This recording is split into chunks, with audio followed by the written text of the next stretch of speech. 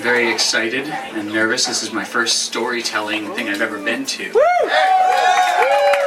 I am an actor.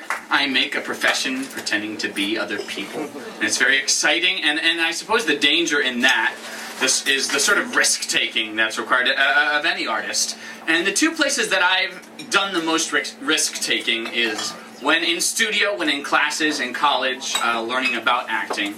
And also going to auditions. There's never a more vulnerable time than when you're singing 10 seconds of a song and asking people to pay you a weekly salary as a result of that. So it's a lot on the line.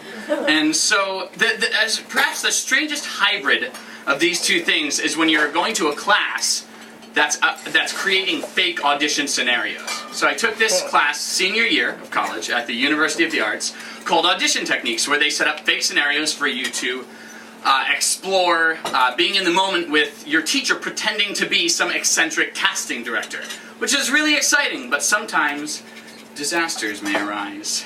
So the scenario of this particular class was an audition for Les Miserables, which is a really well-known musical, so I was like, oh, I got this in the bag.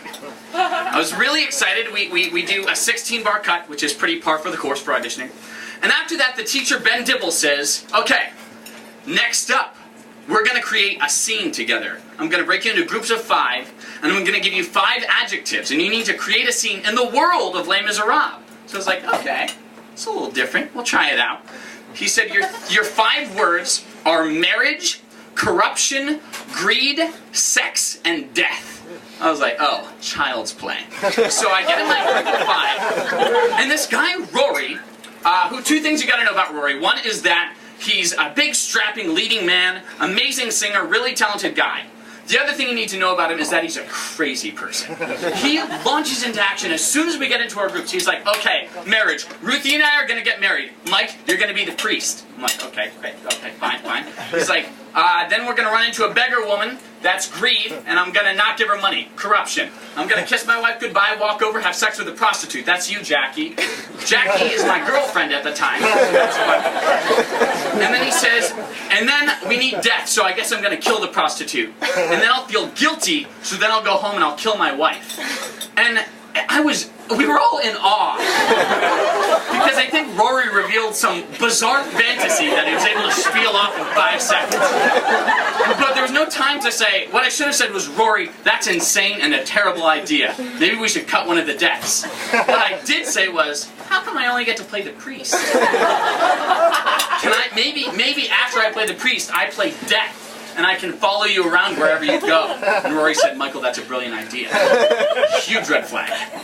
But we followed through with it. The scene begins, Ben Dibble says, time's up, let's see the scene. So we go. And I say, man and wife. And they start walking down the aisle. And I'm like, okay, how can I distinguish between the character of the priest and the character of death? So I see my fedora laying on the ground, my gray fedora, and I pick it up and I put it over my head like this, because you can't see Death's eyes. That's a thing, right? And the character walk I came up with for Death in the moment looked something like this. Sort of a weird, slinky clown walk. That's what came to me. So they're already at the beggar woman scene by the time I've gotten situated. And Blake, who's playing the beggar woman, has launched into a Cockney accent, being like, "Shekel for me troubles, governor." This is a disaster. This is not a good thing. This is not what should be happening. I was very, very nervous. Nevertheless, that ended soon enough. He was off to his next thing. He kisses his wife goodbye and goes to visit my girlfriend, the prostitute. By the time I get slinking over there, Rory is now pantomiming having sex with my girlfriend in a way that I can only describe as graphically. Oh, 4 minutes. He's just thrust it away. I'm like diverting my eyes. Everyone in the classroom can't watch. Finally, she turns around and says, "Kill me!" Rory strangles my girlfriend. She dies. He goes home. He strangles his wife. I'm putting coins on their eyes, because that occurred to me that's something Death would do, but they didn't know it was coming, so they'd fling them off and glare at me. Finally, Rory! I turn around, I think the scene is over. Rory kneels on the ground and offers himself up to death as a final act of repentance. I was like, oh, this is a terrible idea. So I lunge at his neck, and I accidentally hit his larynx, so he starts actually choking, and then immediately giggling. So he's shaking with laughter. I start laughing, and I strangle him to the ground. And finally, Blake in the corner drops character and just says, "Scene! Scene! Scene! God!" And the teacher, Ben Dibble, says, "I'm not mad.